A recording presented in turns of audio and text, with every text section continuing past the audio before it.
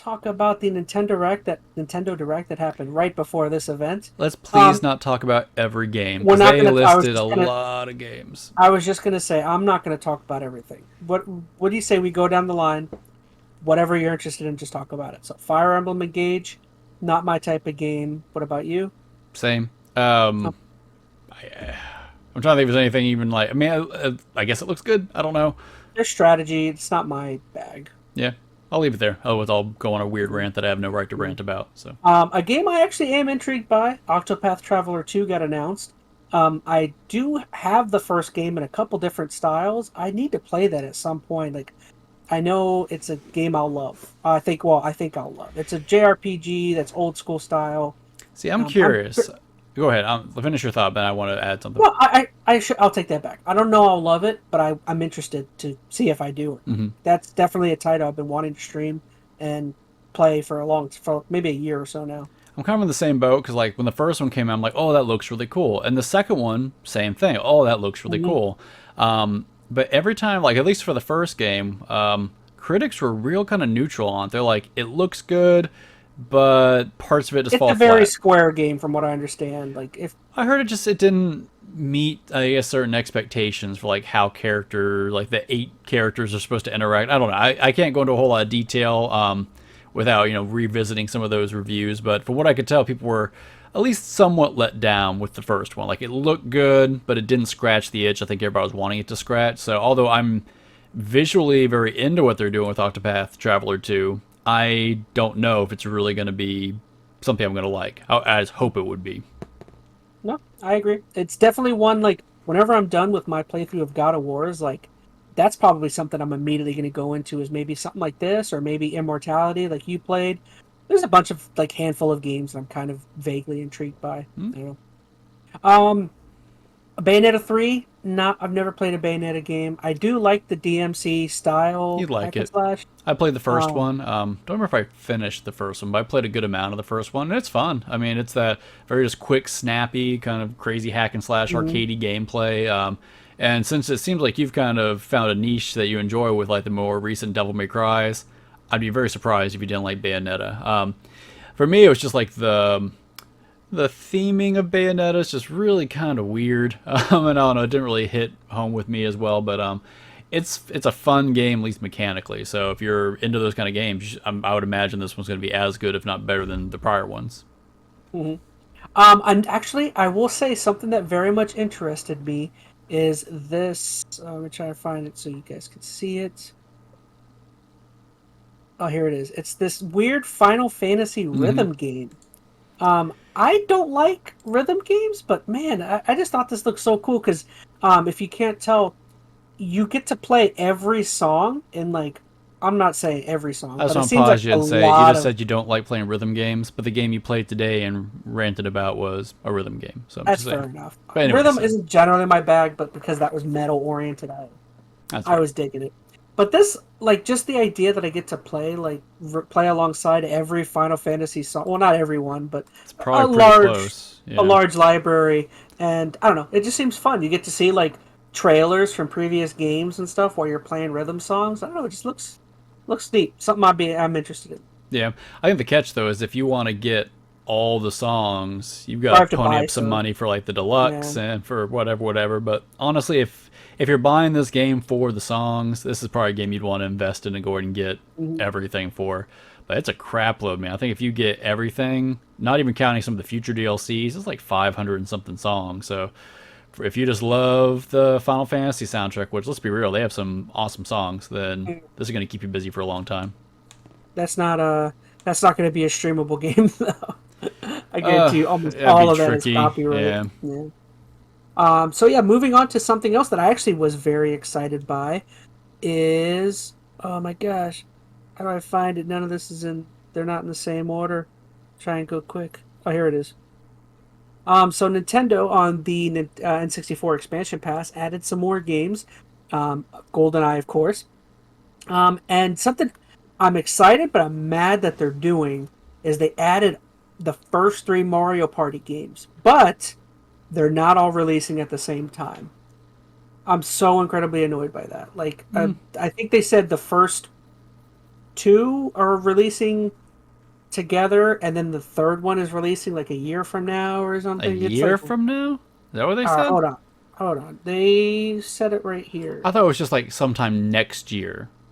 Oh, Yeah. Which could mean okay, so January. sometime next year. Okay, It I won't thought be it was that like, long. Like when they released or had the the lineup for the last batch of N64 games coming out, it was like every month you got one.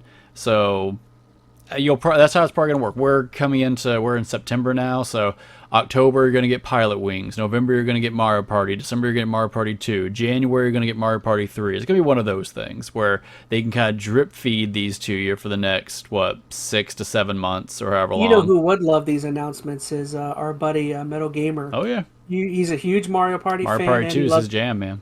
yeah, and Pilot Wings. I know he loves Hmm. too. So that's, and for me, it's like I love the first three Mario parties, and I get Pokemon Stadium 1 and 2, and I don't have to pop in the 64. It's just like, So that leads me to my question about this, because if people, people love the N64. I'm one of them, but most people, when they really sit down and think about it, there's only 40 really good, great games on the N64. yes, Like the whole I agree. catalog, some of it's kind of junky. You have those 40 core, like first party and a couple of third party games, and now we're almost at the point where that N64 expansion pass has most of them. Is that enough to encourage you to spend for that extra N64 pass? I already was gonna do it, but you didn't want to do it, so Well, no, I didn't, because at the time I did not think it was worth it. you should ask yourself that Well, question. I'm this is how kidding. I start a conversation, Chess. But that's what when this hit, be honest though, when this whole N64 thing It first was came not out, worth it it was not at worth it launch. No, because it's I not a agree. cheap upgrade, and there wasn't anything else really with it. And My desire to do it was simply greed. you wanted It was content not. for your It channel. was my wanting to do it was simply because I'm a nerd, not because I looked at the product and thought, "Wow, that's a great value." No, it was because I was like, I got money burning a hole in my pocket. And see, for me, like for the few N64 games that were on the initial list that I could play, I was okay just grabbing them off my shelf and putting them into my console and playing them. Mhm. But now there's a much larger convenience because now a bulk of the N64 games I would want are on here, and they're on the N64, and they're modernized with online. So now I'm starting to be more interested. I'm not sure if I'm sold on it just yet, but that's a bulk of what I'd want to see for an N64 collection. And you're still getting like the Mario Kart passes. Isn't that still built into it? I Oh, know the absolutely. Animal Crossing is. I think the Mario Kart Deluxe stuff, which that's actually kind of big because they're still putting out new content for Mario Party 8. Not Mario Party, I'm sorry, Mario Kart. Mhm. So, yeah, this is kind of big news. Some people might see it differently, but that's a core set of N64 games that I think it's in 1080, man. That's a great snowboarding game if you haven't played that or don't And, recall that one. and It's no also, SSX, but yeah, those three Mario Party games are like what, 80 to $100 games oh each, yeah, if and you're getting then them legit. Stadium 2 is like $100 game right now. Yeah, Yeah, great games to be able to let people play. yeah, no, I agree. So honestly, kind of the sleeper news to me of this whole direct, like I agree. that really adds value to what they're trying to sell. And you have the Sega stuff built into that expansion pass too now. So I think it's probably at a point now where if you're interested at all in those services, the cost is probably balanced out or pretty close to it. Mhm. All right, so moving on, we have what, Final Fantasy Crisis Core.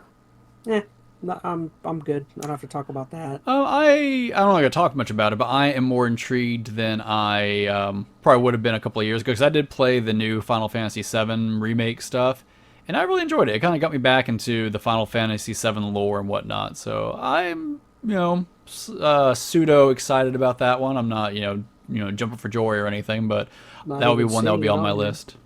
You don't have to pull it up. I mean, that's all I really want Oh, to there say. it is. No. Yeah.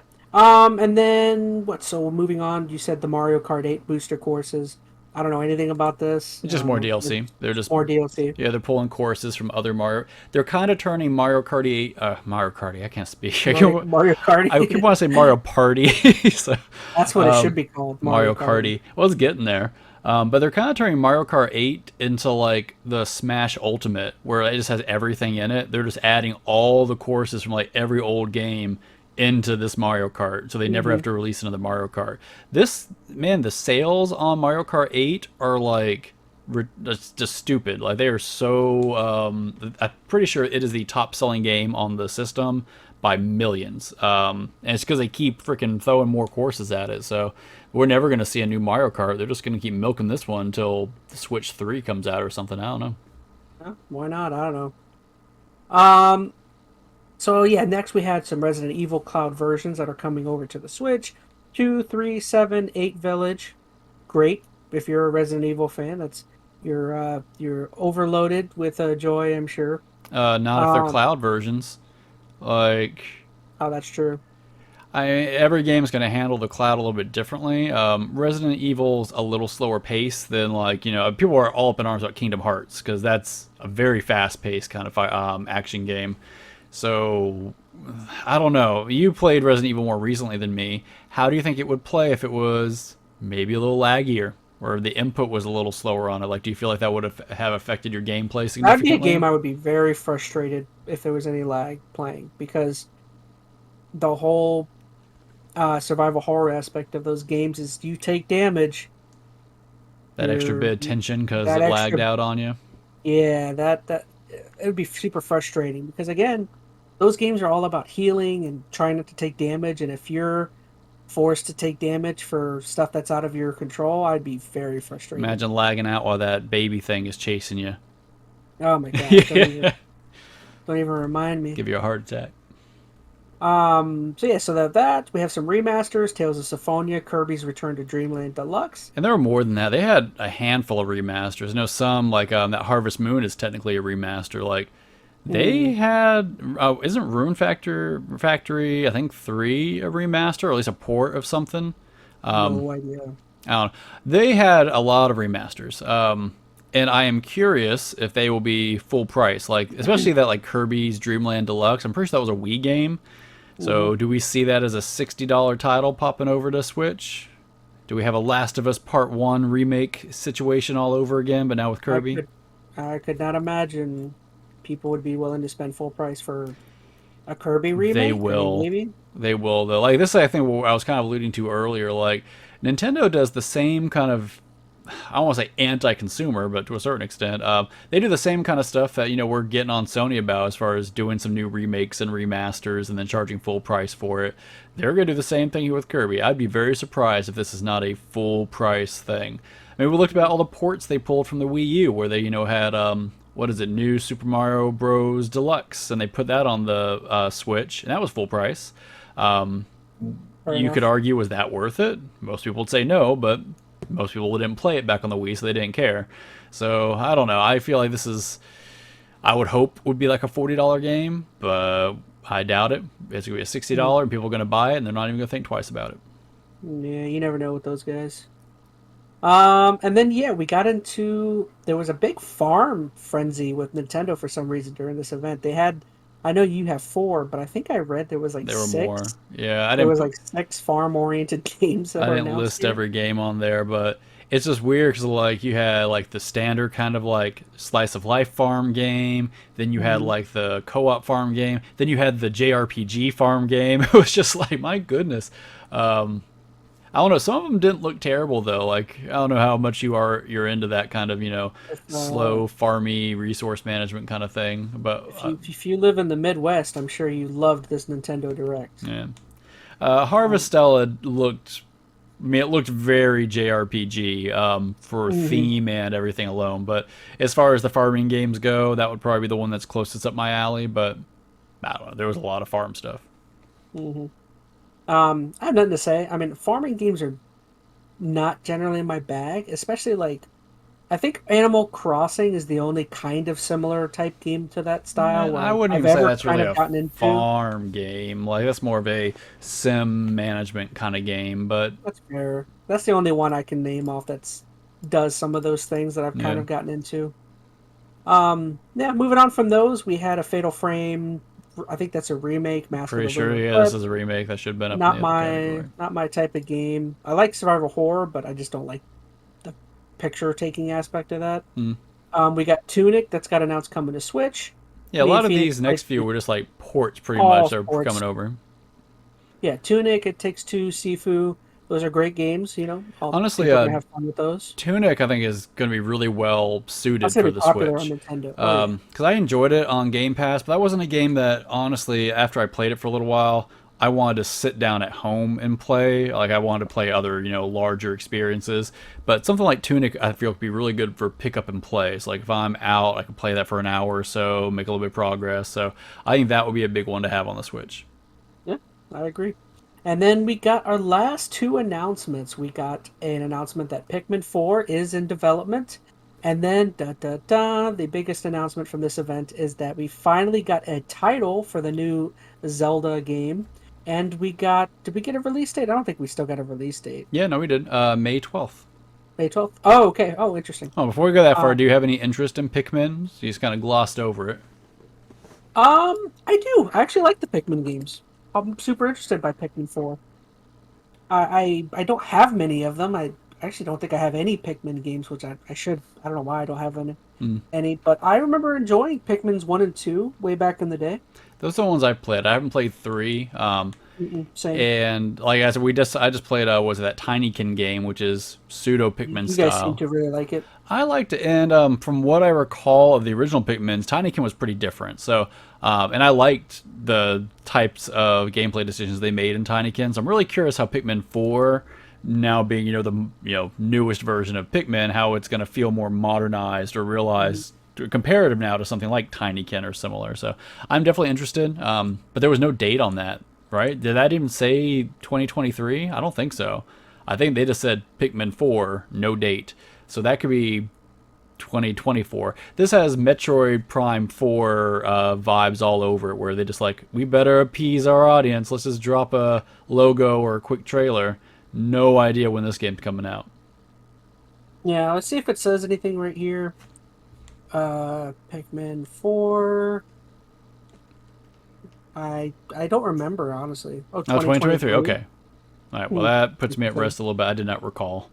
But still, I don't think that's going to be early 2023. That's not going to come out before Zelda, and Zelda is mid next year. So this is like winter of next year, Probably winter. fall. Yeah, my guess. So, all right. So yeah, Zelda. Yep, that was the biggest thing everyone took away. I mean, you got some more gameplay footage that they showed, and just a little bit of story. Do you feel like it was worth them not streaming this in the UK because of that title? Is that why they didn't do that? I don't think it's didn't even know officially that. said it, but I mean, but come on, like if there was any reason for them to have not streamed it there, Tears of the Kingdom, like I think that was probably their rationale, because most people are all like, why are they bothering, not streaming this? Doesn't make any sense. No one cares about your video games, making us all sad.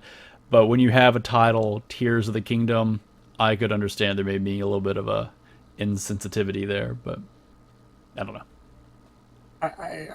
I'm not trying to sound insensitive. It's a video game title, man. Yeah, everything's political now, though. You gotta tread carefully. But does what you saw in this trailer appeal to you? Does it feel that different than Breath of the Wild, enough to encourage you to get excited? Maybe. It looks like Zelda. That's all I'm looking for. If I I'll be honest, I didn't like Breath of the Wild. I thought was good, but it is not my favorite Zelda experience to date. I know for a lot of people it is, but I don't know. I want to say I enjoyed Skyward Sword more. Um, I feel like that might be my fault. I feel like I I feel really like kind of pushed you towards liking Skyward Sword. I liked Wind Waker more than this one too. Wind Waker and Skyward Sword are like my two, and I never even finished Wind Waker. I got through most of it, but I actually need to finish that one. Yeah, But I don't know if we've talked about it much on the podcast. We might have. Did we have the podcast going back when the Skyward Sword HD thing came out? No. no, well, I mean, I for a long time had always put Skyward Sword as my favorite. I don't know Playing if it's my favorite, but it's up there. It's among my favorites. like I do think when I played it again through the HD remaster, some of the rose tinted glasses fade a little bit. I could definitely see some of the cracks in the veneer a little bit that I didn't maybe hold as important as I did before. But I still really love that one. I do wonder if that is what puts it up there for me is I wonder if I had played like the original version back in the day when it came out, maybe my viewpoint would be slighted, but because I played a better looking version that had, improved, a lot of people were touting the flying mechanics being heavily improved You in the know, Skyward Sword version. I kind of pseudo disagree with that. Like, I honestly feel like my opinion changed because of the remaster. Like, parts of it Really? like that held up well, the remaster helped that shine through. But the parts that Interesting. didn't hold up well, I think it almost was more exacerbated in some ways because of the remaster. Like, it did clean up certain things, but there were things that, like, even like the motion controls in general, like, even though yes they were better, I think I was able to look at it a little more objectively, being like, this should have never been here in the first place.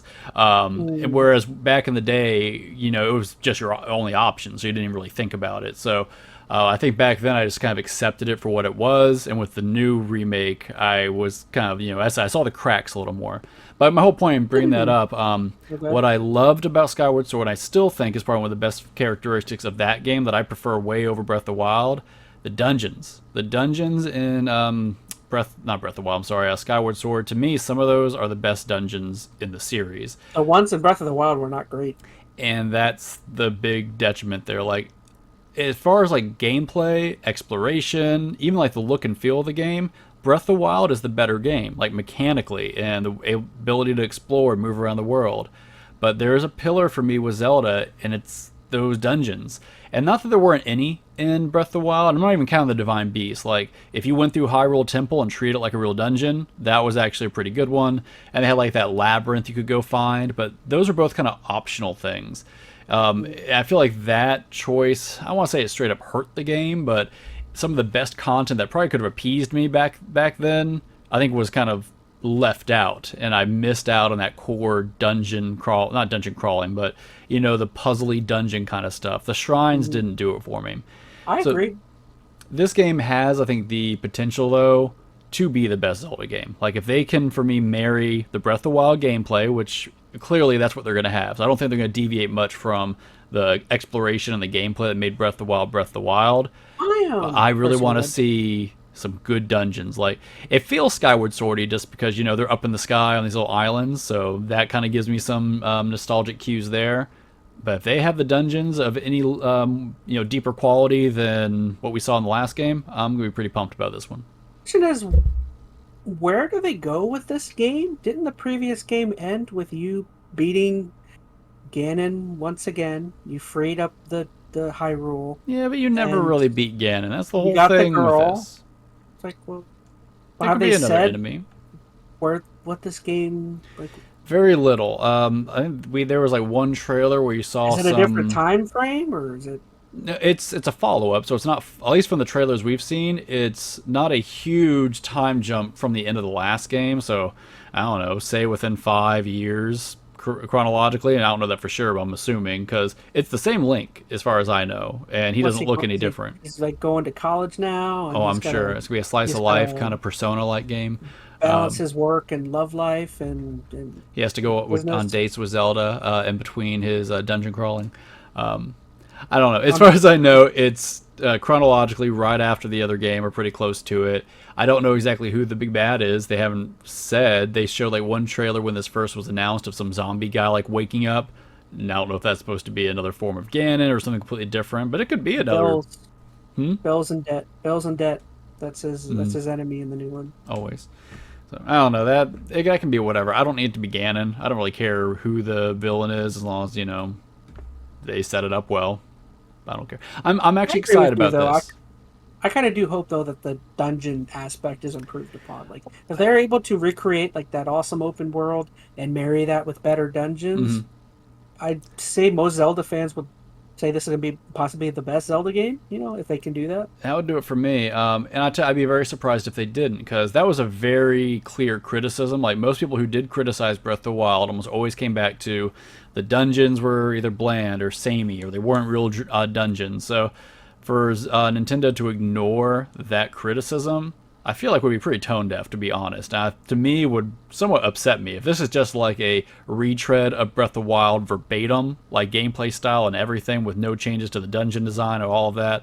I'm gonna be pretty upset. So I really hope there's at least a little more added in the way of proper dungeons. See, but the problem is though is that like while you say that like a lot of people have that problem with that game, when I look at all of the rankings of Zelda games, Breath of the Wild is always number one. I'm not saying it's for everybody. Zelda ranking. Yeah, and I will not say that's true for everybody. A lot of people do still hold this as the best Zelda game, but adding the dungeons, I think is going to add just that much better. I think you'll catch the other piece of that pie. I'm not saying I'm in the majority. I honestly feel like I'm in the minority. The fact that I put Skyward Sword as my top Zelda for so long makes me know I'm in the minority. Yeah. That's because I really like the dungeons. That's just always been something, like, since the first couple of Zelda games that I've always gone back to. The world's fun, the narrative's great on the Zelda games, but it always comes back to how good are the dungeons. Those end up being what I kind of rank my Zelda games by. And this game, for all the good stuff it does, the dungeons dropped it down. I put this at, like, I don't know, my third, fourth favorite Zelda, but yeah, we're not talking about ranks. Are we at 2 hours?